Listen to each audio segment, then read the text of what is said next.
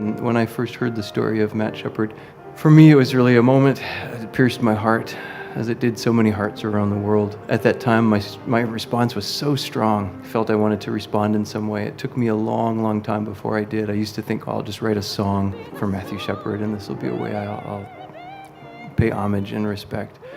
Over time, a long time, flash forward to 2014, and we did a workshop. That song became about 105-minute full-length concert work called Considering Matthew Shepard. Where begin again? Who could meet us there? Where might we begin from the shadows climb? Rise to sing again. It's not just a sad story. This piece has so much hope woven into it, which seems impossible, but that's because that guy's a genius. You know, he said this many times, and I'm going to steal your words here from one. He says, I've just asked a big question, is at the bottom of all of this, and I put the words this story, this world we're living in, these wars, these arguments, is at the bottom of all of this, is there any love? And I think that's just the most beautiful question, because I have to ask that myself. How can we be dreaming? How can we be dreaming? How can we be dreaming?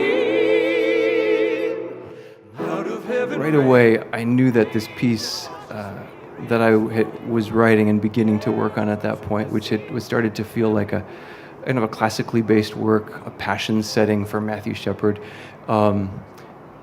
It was all about the last week of Matt's life, but I thought I have to, for this piece, bring a little bit of Matt into this, just a snapshot. Is there a way I can bring Matt? So I got to know some of his friends.